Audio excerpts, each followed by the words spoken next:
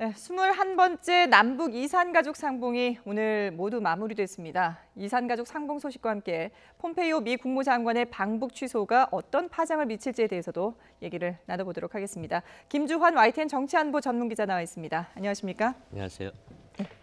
자, 이 짧은 만남, 긴 이별을 다시 하게 됐는데요. 이산가족 상봉자들 오늘 이제 모두 집으로 돌아간 건가요? 네, 지금 이 시간이면 이제 속초 하나콘도에 도착을 해서 아마 개별 차량이라든가 네. 그 가족들에서 해상 과정이 있을 것으로 예상이 됩니다. 네. 1시 반에 거기 1시 15분에 금강산에서 다시 되돌아오는 버스를 탔고 그 전에 오늘 오전 10시부터 한 1시간까지 식사도 같이 하면서 이른바 네. 작별상봉, 그러니까 21차 21번 2000년 8월 15일을 1차로 간주하거든요. 그래서 그때부터 오늘 21차례의 이산가족 상봉 행사가 1차와 2차로 나눠서 일주일간의 여정을 마친 겁니다. 예.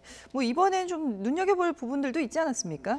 그렇죠. 식사도 좀 개별적으로 하게 예, 되고요. 그 처음 있었던 일인데 이른바 개별 예, 중식. 예. 과거에는 이제 개별 상봉 프로그램이 있었는데 네. 이번에 이제 방 안에서 남과 북의 가족들이 오붓하게 앉아서 식사를 같이 하는. 그래서 굉장히 반응들이 좋았다 그래요. 그리고 눈여겨볼 점은 과거에 비해서 북측 그 가족들이 체제 선전을 위해서 뭐 이렇게 홈포장을 가슴에 주렁주렁 차고 나왔는데 오늘 이번엔 그런 현상이 현저히 낮아졌고 네. 물론 일부가 이런 케이스에 이런 삶의 궤적을 살아왔다 뭐 홈포장을 갖고 나온 경우도 있었습니다. 그런 현상이 많이 줄어들었고 또 하나는 북한의 보장 성원들 이런 사람들이 어떤 이렇게 감시나 이런 것이 굉장히 늦은 감시라고 할까요? 그런 거 하지 않은 했고 네. 뭐 굉장히 전반적으로 분위기가 굉장히 좋았다. 그리고 남과 북이 공통적으로 우리는 박경서 대한적십자사 회장이 남측 단장이었고 북측은 박용일 조평통 부위원장이었는데 이것이 지난 4.27 판문점 선언의 이행 결과다. 예. 이렇게까지들 얘기를 했죠. 예, 사실 이렇게 이산가족 상봉이 될 때마다 늘 나오는 얘기가 이 이산가족들이 이제 고령자들이 많다 네. 보니까 이번에도 그랬습니다만은 고령자들이 많다 보니까 상봉이 정례화돼야 되고 조금 더 자주 만날 수 있게 해줘야 된다라는 얘기들을 많이 하지 않습니까? 네. 이번에도 좀 그런 얘기들이 나왔죠. 그렇죠. 어제 박경서 적십자사 회장이 기자회견을 해서 이제 오늘 기사 내용이 오픈이 됐는데 네네. 아마 이 부분에 대해서 얘기를 쭉 했어요. 그래 당이론적으로 인도주의적으로 했는데 이건 사실 굉장히 민감한 문제입니다. 왜 민감하냐면은 북측 입장에서는 이산가족 상봉을 확대하는데 좀 부담을 느끼는 건 사실입니다. 왜냐하면 네. 그동안 북한 정권이 유지되는 데 있어서 이른바 체제 이탈 세력이라고 실향민들, 북을 전쟁 과정에서 떠나간 사람들을 체제 이탈 세력이라 그래서 굉장히 좀 안 좋게 취급을 했거든요. 네네. 이런 사람들이 위해서 호의를 베푼다라는 것은 북측의 지배연합 세력들로서는 탐탁지 않은 부분입니다. 그러니까 역설적인 문제가 발생하는데 결국은 지금 말씀하신 정례화라든가 예. 확대 개방을 하려면은 결국 북한 김정은 위원장의 정치적 결단이 남아 있는 부분이죠. 이번 만남 과정에서도 북측 관계자들이 일관되게 한 얘기가 이런 얘기였습니다.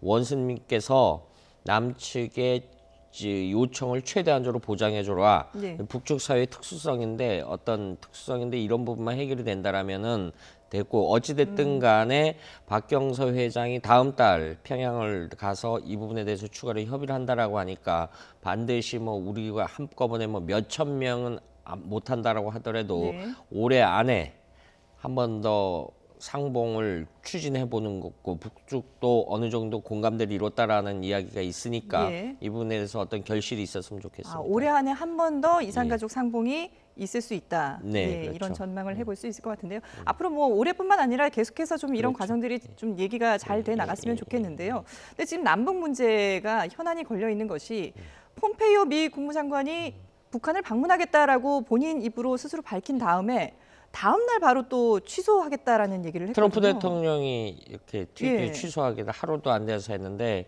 이것이 가시는 뭐 이렇게 뭐 혹자는 이것이 뭐 외교 관례가 아이들 장난이냐라고 볼 수도 있는데 트럼프 대통령 특유의 어떤 협상의 기술 아니냐 이런 근거의 우산을 의존할 수밖에 없죠. 왜냐하면은 국제 정치의 현실상 미국이 세계 초강대국입니다. 미국이 사실은 굉장히 전 세계 정세 변화를 주도적으로 이끌어가는데 어찌 됐든 간에 그런 일이 발생을 했습니다. 네네. 발생을 했는데 이것이 그냥 폼페이오 장관 개인 한 사람의 일정 취소가 아니라 이것이 미칠 파장이 굉장히 심대해지고 있다라는 그렇죠. 것이죠. 일단은 트럼프 대통령은 이 부분에 대해서 중국을 거론했어요. 중국이 좀 이 무역 문제에 대해서 이번에 북한 뭐 도와주고 있는 것 같다 뭐 이런 뉘앙스도 했고, 또 북한 관련해서는 비핵화 관련해서 좀 진척된 것이 증거가 불충분하다 이런 얘기들을 하면서 폼페이오 장관을 가지 마라. 그런데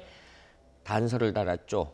미중 무역 문제가 원만히 해결된 다음에는 가도 된다라고 그랬는데, 이것은 사실은 뭐 하루아침에 미중 무역 관계가 전 세계 경제 규모가 굉장히 큰 문제이기 때문에 네. 하루아침에 해결될 일이 아니거든요. 그렇죠. 그러니까 이 부분이 겹칠 파장은 굉장히 여러 가지 전망들이 나오고 있습니다만 현재로서는 섣부르게 예단할 수 없는 상황이다 이렇게 볼 수 있는 것이죠. 사실 뭐 남북 이산가족 상봉도 예전에 그 상봉할 때보다도 분위기도 조금 더 네. 좋아지고요. 부드러워지고 또 남북 간에 북한과 미국 간에도 이 폼페이오 장관이 방북한다는 얘기가 나오면서 뭔가 좀 거래가 잘 되는 게 아니냐라는 그런 전망들이 그렇죠. 있었는데 갑자기 이 취소 발표가 나면서 다들 뭐가 문제인가 이런 부분에 대해서 많은 걱정들을 네, 하고 지금 있거든요. 이렇게 쉽게 말해서 손바닥이 이렇게 딱 뒤집혀진 겁니다. 네네. 손바닥이 뒤집혀진 상황인데 어쨌든 두 가지 측면을 봐야 될 것 같습니다.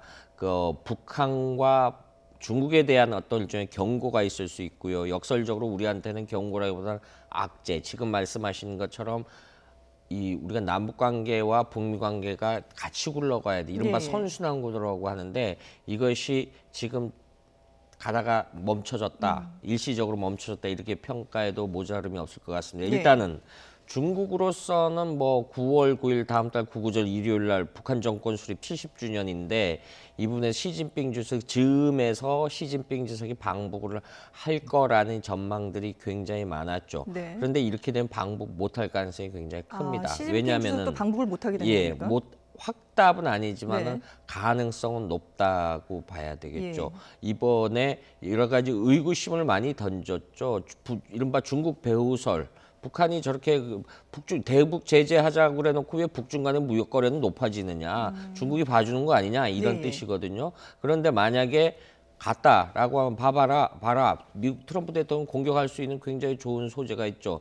대북 제재 회피 국가가 바로 중국 당신들이었잖냐 이렇게 오명을 할 수 있고, 중국은 물론 북중 관계만 G2 국가이기 때문에 다른 나라들과의 서방 국가들과의 관계를 굉장히 돈독해야 될 필요가 있기 때문에 이런 부분에 대해서 좀 훼손될 가치가 크고요. 북한 입장으로서는 사실은 올해가 70주년이기 때문에 쿠바라든가 이런 나라의 고위급들을 보내서 와주기를 네. 바라고 있고, 이른바 빛나는 조국이라서 구구절을 굉장히 크게 준비하고 있는데 거기다 중국 최고위층이 온다라면 북한으로서는 굉장히 후견인을 다시 한번 북중 관계의 경고성 이런 거를 과시하고 싶었는데 이분에서 차지로 오게 되는 거죠. 네. 이런 것이기 때문에 이것이 지금, 그리고 종전선언을 빨리 해보고 싶어 하는데 그렇죠. 우리도 마찬가지 이 부분에 대해서도 굉장히 스톱된 단계가 나타나고, 아직 이 부분에 대해서 북한 매체의 공식적인 언급은 나오지는 않지만 예. 북한 외무성을 비롯해서 북한 당국도 굉장히 좀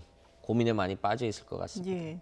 사실 이 지금 북미 관계도 그렇고 남북 문제도 그렇고 잘 해결이 된다면 다음 달에 있을 유엔 총회에서 종전 선언을 할 수 있지 않을까라는 긍정적인 그런 시나리오들도 네. 나왔었는데 지금 예상치 못한 상황이 전개가 되고 있거든요. 네. 우리 정부로서도 상당히 고심이 많을 것 같아요. 그래서 좀 전에 네. 오늘 오후에 일요일인데도 문재인 대통령 주재로 서훈 국정원장이라든가 강경호 외교부 장관 뭐 이런 긴급회의가 외교안보 열렸죠. 라인 예. 관계자들이 모여서 긴급회의를 열었다라고 네네. 합니다. 정확하게 이제 얘기는 전달이 하고 있는데 우리로서는 두 가지 지금 좀 난제가 생겼죠. 일단은 대통령께서 8.15 경축사에서도 밝혔듯이 남북 연락사무소를 상호 대표부로 확대시킬, 사실은 적대 관계들이 수교를 맺는 과정이 맨 하위 단계가 연락사무소 단계거든요. 이런 문제에 대해서 했고, 유엔 제재 사항에도 그 위반이 안 되는데 일부에서 뭐 대북 지원 물자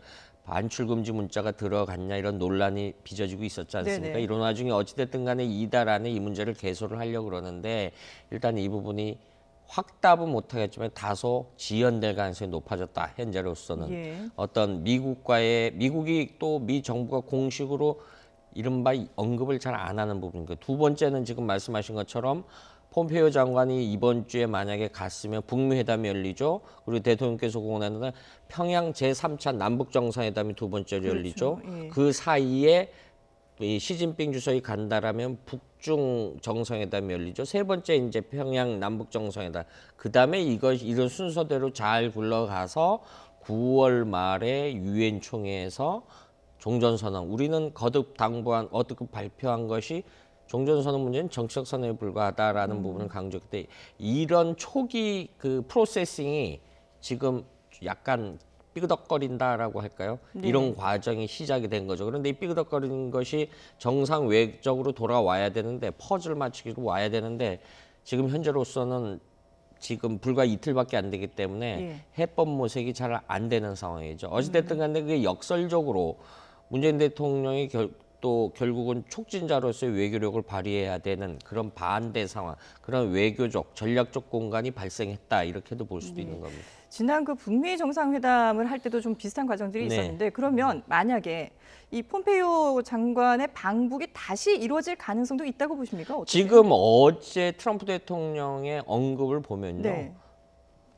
그 중국과의 무역 문제가 해결이 된다면이라는 네네, 전제가 가정법을 있었죠. 썼어요. 예. 그런데 과거 미중 무역 전쟁이 첫 번째 안 되기 때문에 사실 미중 무역 간의 교집합 부분이 많아요. 이것이 굉장히 대치를 하면은 양측의 경제적 손실이 더 크거든요. 예. 그래서 과거에 보면은 미중 전략 경제 대화라는 걸 해마다 10월 달에 합니다. 하는데 중국이 그 최고위급 상무위원들을 그 북한의 미국의 파병 특사 형태로 보낼 수도 있겠죠. 그래가지고 이 문제를 잘 해결해 남은 그 어떤 미국으로서도 중국이 그런 성의를 보이면은 어떤 그 북미 문제에 대해서 다시 카드를 꺼내고 그 와중에 김정은 위원장 역시 마냥 기다릴 수 있는 상황이 아니거든요. 예. 마냥 기다릴 수 있는 상황이 아니기 때문에 저번에 그 1차 북미 정상회담이 취소했을 때 외무성 특별담화를 발표했거든요. 네. 이번 형태로 그런 형식으로라도 해서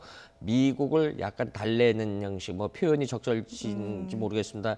미국의 좀 이걸 간도를 해서 어떤 구체적인 미국에 다시 선물을 주든가 이런 형태로 해서 삼각관계로 해서 해법이 풀어나가게 되는 나가는 방법이 있다라고 봅니다. 네. 그것이 과연 언제부터 시작해서 언제까지 결말을 맺느냐 이것이 굉장히 중요하다고 보는 거죠. 북한에 뭔가 행동이 있어야 될 것이다 네. 이렇게 전망을 하시는군요.